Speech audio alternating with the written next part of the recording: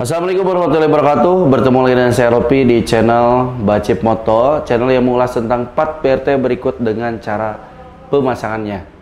Oke, di pinggir saya ada salah satu barang. Ini sederhana sekali dan mungkin Anda bisa bilang ini jelek, ya. Tapi alat ini bagi saya adalah alat yang sangat luar biasa dan membantu pekerjaan saya sebagai bengkel, apalagi seorang tuner ECU. Dan ini adalah namanya kita sebut adalah tester injektor. Oke, untuk tahu fungsi dan apa saja dan kenapa saya butuhkan alat ini, silahkan tonton video ini sampai dengan selesai. Halo, assalamualaikum warahmatullahi wabarakatuh. Assalamualaikum warahmatullahi wabarakatuh. Para bacipar, bertemu lagi dengan saya Ropi di channel Bacip Moto.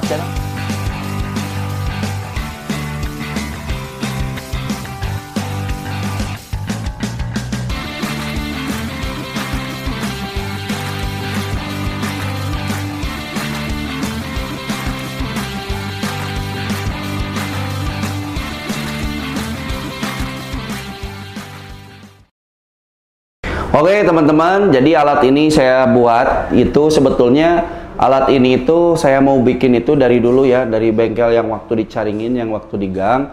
Karena ini stand-standnya dulu kita udah bikinkan tapi ya baru terlaksana sekarang ya. Kenapa baru terlaksana sekarang? Yang memang ya ada waktunya sekarang mungkin ya.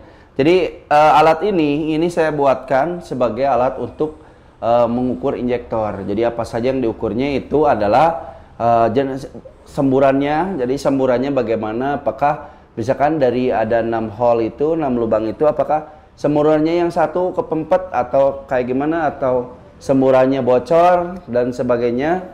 Dan juga sebagai pembanding antara injektor A dengan injektor B. Nah, alat ini memang menurut saya itu luar biasa ya manfaatnya, karena memang sebagai alat ukur. Jadi kalau misalkan motor mau disetting atau sesudah motor mau disetting, itu saya ukur dulu injektornya. Barangkali ke depannya ada masalah dan saya ukur ulang injektornya. Apakah injektor ini debitnya sama dengan yang pada saat pertama kali disetting. Jadi gitu ya, paham ya. Jadi dan kalaupun bore up juga, kita di bore up sekarang untuk injektor itu ada datanya. Jadi kalau misalkan bore up Vario 180 kita pakai injektor yang 180 dari BRT, kita ukur dulu debit injektornya itu awalnya berapa, dan nanti setiap servis juga kita akan ukur terus, karena data-data itu saya record ya. Jadi kita catat dan saya simpan file-filenya. Jadi bila mana nanti ada trouble, itu yang pertama kali dicek adalah injektornya. Itu. Nah, dari berbagai macam kasus, karena injektor itu selalu digunakan ya, maksudnya motornya nyala kan, injektornya main terus. Itu ada beberapa kasus jenis-jenis injektor yang rusak. Itu yang pertama adalah injektornya misalkan debitnya berkurang. Misalkan pada saat kita ukur itu awal misalkan 50 mil, setelah dipakai 6 bulan, segala bulan dia mulai menurun, ya otomatis settingan ECU-nya juga akan terlalu irit atau keiritan. Atau sebaliknya, jadi injektornya sering dipakai, yang lama-lama kelamaan jebol, yang tadinya misalkan pertama diukur 50 mil, berikutnya jadi 60 mil, yang terjadi adalah jadi boros settingan ECU-nya. Jadi untuk jenis kerusakan injektor ini menurut saya ada 3 macam. Jadi yang pertama adalah injektornya debitnya berkurang dari debit pertama. Misalkan karena pemakaian kan di dalam injektornya ada kerak segala macam. Jadi yang tadinya misalkan 50, begitu diukur lagi setelah 6 bulan jadi turun jadi 40. Nah itu bisa jadi karena kerak-kerak di dalam injektornya udah ada keraknya, sehingga menyumbat aluran bensinnya. Satu itu jadi berkurang. Berkurang ini dampaknya adalah settingan motornya jadi secara otomatis menjadi irit ya dibanding yang sebelumnya. Nah yang kedua adalah debitnya itu berlebih dari sebelumnya. Misalkan sebelumnya 50, begitu diukur beberapa bulan kemudian itu menyisakan jadi 60. Nah itu bisa jadi diakibatkan si lubangnya itu karena sering dipakai jadi nggak gedean ya, jadi membesar sehingga debitnya menjadi banyak dari sebelumnya. Dan ini dampaknya adalah terhadap motor settingannya jadi otomatis berubah jadi boros. 2. Dan yang ketiga selanjutnya adalah jebol. Kalau jebol itu adalah pada saat begitu dinyalakan injektornya itu jebol. Jadi jebol itu keluarnya bukan dari lubang-lubang injektor, dari pinggirnya bisa. Terus begitu kontak di on kan juga dia ngucur terus bensinnya. Jadi yang normal itu begitu kontak on di motor dinyalakan, sebelum dihidupkan itu injektor mati, jadi nggak ada semburan.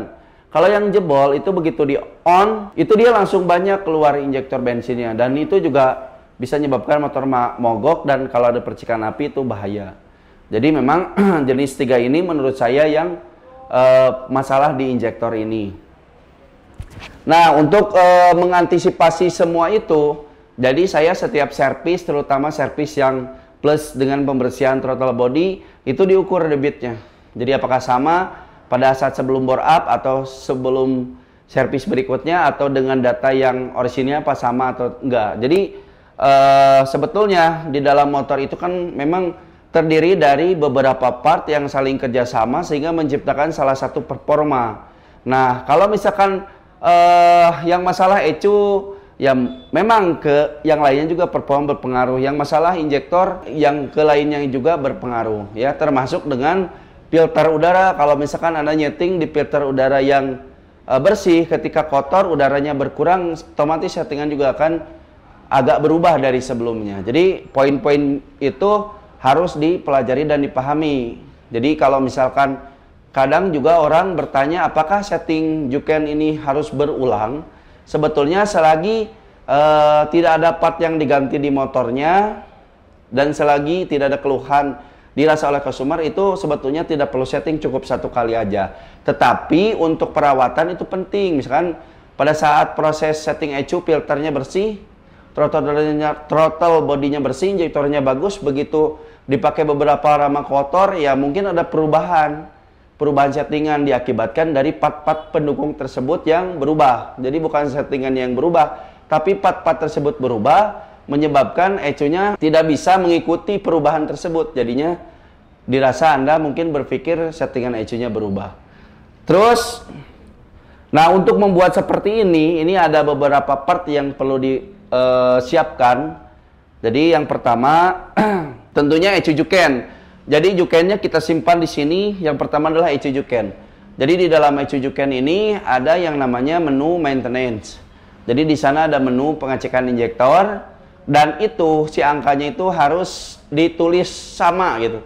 Jadi kalau data awal Anda bikin sekian, nanti begitu mengecek injektornya terus itu harus sama datanya. Jadi jangan awal debit sekian, nanti kesananya beda, mungkin hasilnya juga akan beda. ECU yang harus disiapkan, terus remote Juken juga harus disiapkan, terus ada tangki motor dan fuel pumpnya. Nah, untuk fuel pumpnya itu harus fuel pump yang masih bagus, karena ini alat kan sebagai alat pengukuran, jadi harus benar-benar bagus, fuel pumpnya harus sehat. Rekomendasi itu fuel pump yang baru, supaya pengecekannya benar-benar akurat. Selanjutnya selang, ada selang injektor ya, jadi selangnya injektor. Nah, untuk selang injektor ini saya menggunakan selang injektor yang model Mio J. Kenapa saya ambil dari Mio J? Karena dia sangat simpel ya, membuka si selang injektornya cukup dicongkel, dicabut, udah tinggal lepas. Jadi lebih mudah. Dan untuk tangkinya, tangkinya saya lebih seneng pakai Honda. Kenapa pakai Honda? Karena Honda si fuel pumpnya soketnya di atas, jadi di sininya nggak ada. Kalau Mio J kan di bawah ya teman-teman. Jadi saya lebih di atas karena lebih memudahkan, ya, lebih memudahkan. Nah, selanjutnya ini gelas ukur. Jadi gelas ukurnya harus beli ya, gelas ukur bisa beli. Ini saya beli online gelas ukurnya. Dan satu adalah adaptor dudukan untuk penahan injektor. Karena untuk Yamaha mungkin tanpa ada dudukan ini dia tidak masalah. Karena kalau tekanan fuel pumpnya nyebrot, nggak ada tahanan, biasanya copot ya. Jadi antara holder dengan injektornya itu copot. Jadi harus ada penahan ya teman-teman. Nah kalau Yamaha nggak ada masalah, karena Yamaha kan pakai klip ya kalau Yamaha. Nah di sebelah sini juga ada on off. Ini on off untuk mematikan dan menghidupkan. On off ini bertujuan biar kita lebih simpel, dan jika terjadi hal yang tidak diinginkan, ada percikan api, kan kita bisa mematikan fuel pumpnya. Jadi kita lebih aman dan lebih safety. Nah, untuk untuk ke bawahnya ini adalah jepitan power dari ini. Nah, untuk jepitan power ini harus disimpan berjauhan dengan alat ini. Kenapa demikian? Karena kalau takutnya ada percikan api, ini kesembur bensin, jadinya kebakaran. Jadi ini harus dipikirkan. Jadi ini agak jauh supaya tidak ada percikan, tidak ada bensin, jadi tidak terjadi kebakaran. Jadi agak jauh ya teman-teman. Dan untuk pemilihan akinya, ini akinya harus benar-benar sehat. Karena kalau aki sebagai powernya tidak sehat, maka yang terjadilah debit injektornya mungkin akan, hitungannya akan keliru. Jadi aki ini harus benar-benar sehat teman-teman ya. Oke, untuk alat-alatnya seperti ini alatnya siapkan. Dan untuk soket injektor ini ada dua soket injektornya, satu untuk injektor yang model besar-besar kayak Honda, kayak Mi M3 ya. Kalau yang satu yang kecil tuh model macam-macam Mi OJ ya, NMAX lama dan sebagainya. Jadi ini dibikin dua ya. Kalau mungkin Suzuki ini bisa dibikin 3. Ini untuk alat-alatnya. Dan selanjutnya kita akan bahas tentang bagaimana cara merakit alat ini.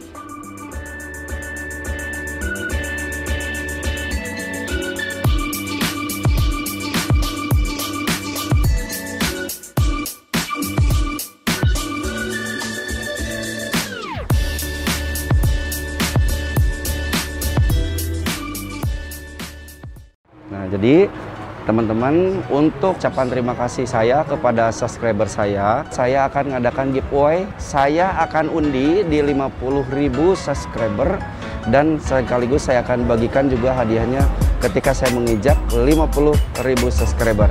Jadi untuk teman-teman nanti dipilih, saya akan pilih komentar ya di video saya yang terbaik. Silahkan ada komentar, share juga, bagikan ke teman-teman Anda.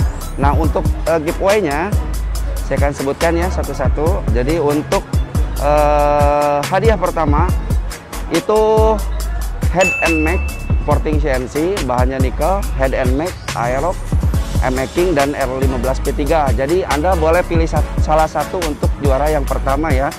Anda bebas pilih hanya itu. Nah, yang kedua adalah block bore up PCX ADP Vario yang jenisnya adalah keramik. Super Forget keramik. Anda boleh pilih mau pin 13 atau pin 14. Yang ketiga adalah ECU bit series. Jadi Anda boleh pilih ECU mana aja, mau bit pop, bit ESP atau bit apalah. Anda boleh bebas pilih. Dan yang keempat adalah ECU Vario. Jadi Vario series boleh, Varionya mau yang O, Vario 125O, Vario 125 New atau 150 keyless, bebas pilih ya. Nah, untuk juara kelima saya akan kasih hadiah noken asmetik, bebas pilih noken asnya mau noken as apa, asal BRT, mau aerox, mau NMAX, asal matic ya. Dan untuk juara ke-6 itu adalah noken as non matic ya. Jadi noken as non matic bebas pilih. Non matic itu ibaratnya CRF, making, Vixen, itu R15P3 boleh pilih. Yang ketujuh, hadiah yang ketujuh adalah sensor TPS BRT. Boleh pilih mau yang Sonic, mau yang Beat, mau yang CRF, boleh bebas pilih ya. Dan untuk yang terakhir, hadiahnya adalah Dinamo BRT. Jadi bebas pilih Dinamo BRT, mau motor apa aja silahkan. Nah, caranya cukup dengan follow Instagram saya, komentar di komen YouTube saya yang bagus-bagus ya. Nanti dipilih di 50.000 subscriber, berikut penyerahan hadiahnya di sana. Nah, untuk catatan, hadiahnya nggak bisa diuangkan ya, jadi berupa barang dan untuk ongkirnya ditanggung oleh pemenang. Jadi untuk teman-teman silahkan videonya share. Pokoknya kalau komennya banyak, insya Allah potensi dapat hadiahnya.